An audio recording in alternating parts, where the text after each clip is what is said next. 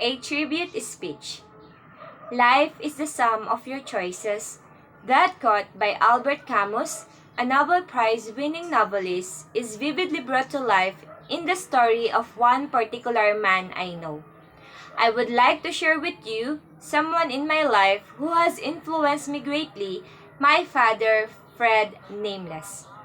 My father is a self-sacrificing man who is authentic in all of his dealings with others. However, in keeping with his authenticity, he tends to be impulsive. It is because of his example that I carefully consider the choices I make as a parent, knowing I can dramatically affect the lives of my children through my choices and characteristics. Fred's characteristics of sacrificing his time and energy for others was quite authentic. He was never trying to gain anything for himself. I look back now and remember a scene that played itself out of many times when I was a teenager. I see a man in his 30s who just wants to relax at the end of his day of work and familial responsibility.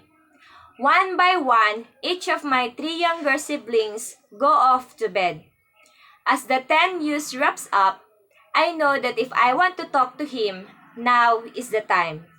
I certainly wasn't going to get up at 4 a.m. to talk to him before he went to work. Dad, can I talk to you about something? Every time, he would give me his full attention and I would begin to discuss whatever was on my mind that day. The topics range from expanding curfews to school subjects to grand philosophical questions.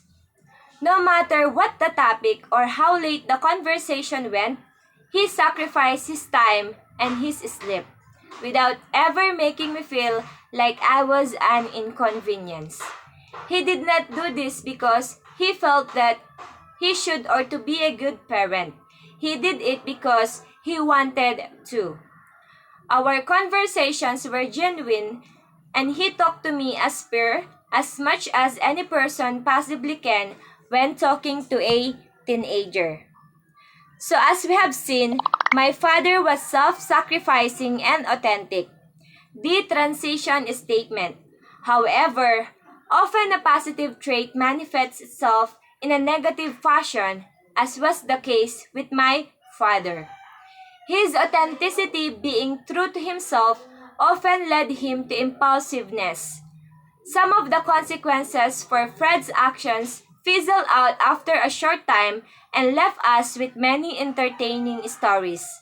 But other consequences were huge and could not be undone. For example, he was working as a policeman in Gary, Indiana under Mayor Hatch during the 70s. Mayor Hatch was a notoriously corrupt. It wasn't until I took History 102 here at Palomar and learned that he had placed armed men at the polls to intimidate voters that I realized how corrupt he was. One day, when my father saw the mayor come out of the city offices with his two bodyguards, he approached them and asked the bodyguards if they had permits for the weapons they were carrying. When they said they did not, he arrested them.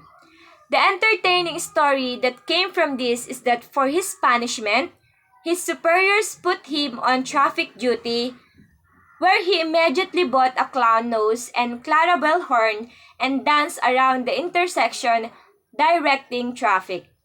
The serious side of the story is that the political ramifications of this single choice led to my father being convicted on trumped-up drug trafficking charges that sent him to prison for 3 years. Although he was later exonerated when the FBI did a full investigation into this and other matters regarding Mayor Hatch, the consequence to our family was huge. Today, we look at someone who has influenced my life greatly through his characteristics and his choices, my father, Fred Nameless.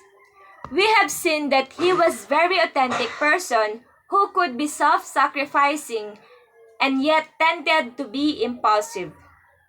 The impact of living through the consequences of my father's decision has taught me to consider more fully the consequences of my own actions before I act.